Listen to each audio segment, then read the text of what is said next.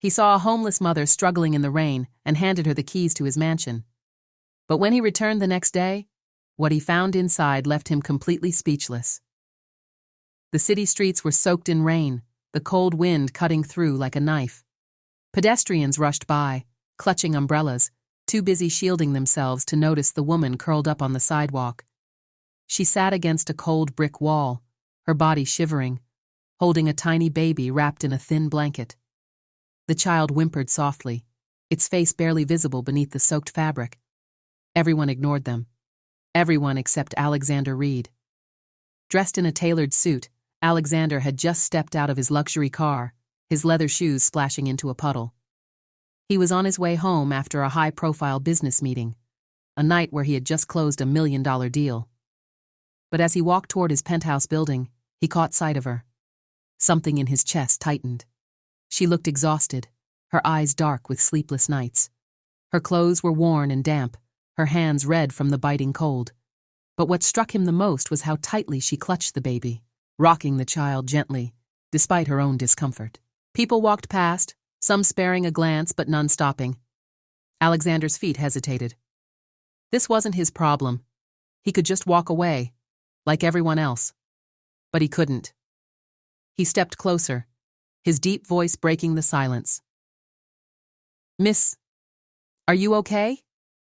The woman's head snapped up, her eyes wide and filled with fear. She instinctively pulled the baby closer, as if expecting the worst. Alexander immediately raised his hands. "I'm not here to hurt you," he said gently. I saw you sitting here with the baby. Do you need help?" For a long moment, she said nothing, just staring at him like she didn't know whether to trust him.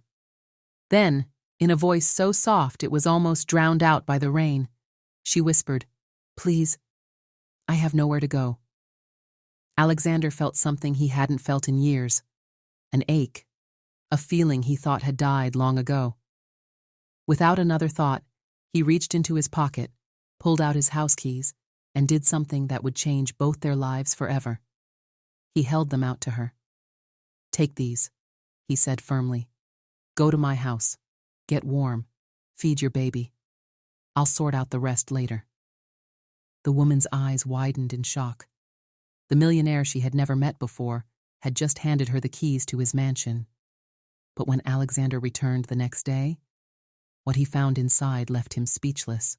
The next morning, Alexander pulled his car into the driveway of his mansion, expecting to see a grateful woman and her child resting peacefully inside. Instead, his heart nearly stopped. The front door was slightly open. A sinking feeling settled in his gut. He had given the woman his keys, his trust. But now, had he been a fool to believe in a stranger? He pushed the door open, bracing for the worst. Inside, his expensive furniture was untouched, his valuables still in place. But something was different. The air smelled of freshly cooked food. Then he heard it, a soft giggle. He followed the sound, his pulse racing, until he stepped into the living room. And there she was, the woman from last night, sitting on the floor, feeding her baby with a warm bottle. But that wasn't what stunned him. It was the way she had cleaned everything. The blankets from his guest room were neatly folded, the dishes, ones he never used, washed and stacked perfectly. Even the fireplace was lit, bringing a warmth he hadn't felt in years. She looked up, startled to see him. "Oh, Mr. Reid," she stammered, quickly standing up. Alexander held up a hand, his voice firm but calm. "What is all this?" She hesitated before answering. "I didn't want to be a burden," she said softly. "You helped me when you didn't have to. The least I could do was take care of your home." Alexander stared at her, trying to process what he was feeling. He had expected to walk into a disaster, maybe even a robbed mansion. Instead, he had walked into something he hadn't felt in years, a home. But before he could say another word, the woman stepped forward, her eyes filled with gratitude. "I owe you my life," she whispered. "But if you knew who I really was, you'd probably regret helping me." Alexander's breath hitched. Who was she, and what secret was she hiding? Whatever it was, He was about to find out.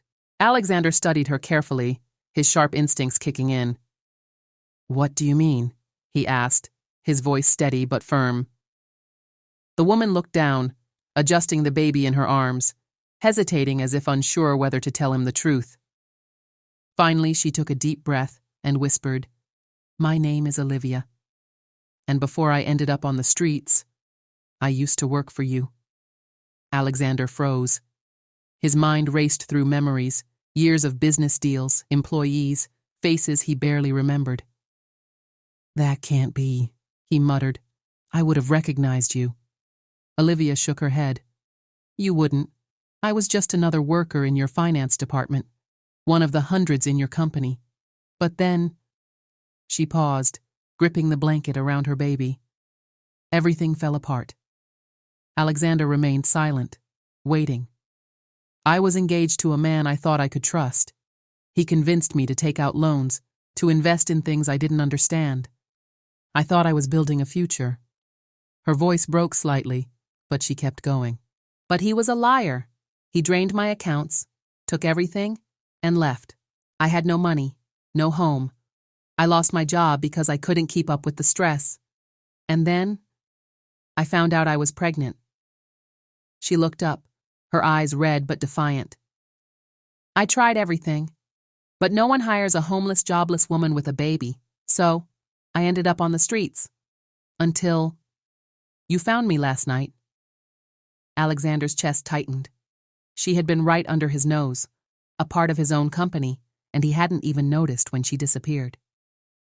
He felt a strange mix of guilt, anger, and something else he couldn't name. "You should have come to me," he said quietly. "I would have helped." Olivia let out a small, bitter laugh. "Why would you? You didn't even know my name back then." Alexander's jaw clenched. She was right. He had built an empire, but in the process, he had become so distant from the people working under him that he didn't even realize when someone like Olivia had lost everything. The room was silent, the weight of her words settling between them. Then finally, Alexander exhaled deeply. "I know your name now." Olivia looked at him, startled. "And I'm not going to let you walk away with nothing," he continued, his decision already made. But what Alexander said next would leave Olivia completely speechless. Olivia blinked, stunned. "What do you mean?" she asked hesitantly. Alexander stepped forward, his expression unreadable. "You worked for me once," he said, "and now I want you to work for me again. But not as just another employee, as my personal financial analyst." Olivia's breath hitched. "Wait, what?" "Mr. Reid, I haven't worked in years. I'm not qualified anymore." Alexander shook his head. "You were qualified before life knocked you down, and I refuse to let someone as smart as you waste away because of a mistake someone else made." Olivia stared at him, unable to process what was happening. "You don't have to do this," she whispered. Alexander smirked slightly. "I didn't have to give you my house keys last night either." Tears welled in her eyes. "But—" She swallowed hard, looking down at her baby. "How could I ever repay you?" Alexander's expression softened. "By proving me right." The room was silent, the weight of his words settling in. Then, after what felt like forever, Olivia nodded slowly. "Okay," she whispered.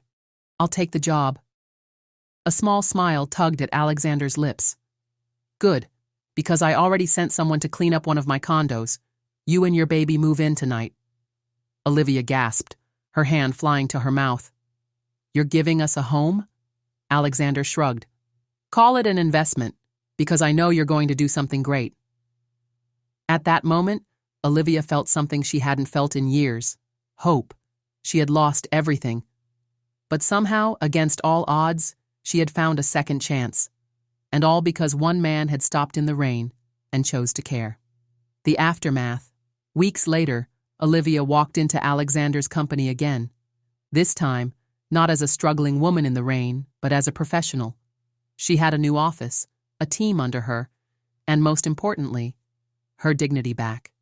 And Alexander? He never forgot that night, because in helping Olivia, he had learned something too. Sometimes, the best investments aren't in stocks or real estate. They're in people. What would you have done in Alexander's place? Let's talk in the comments. And don't forget to subscribe for more powerful stories like this.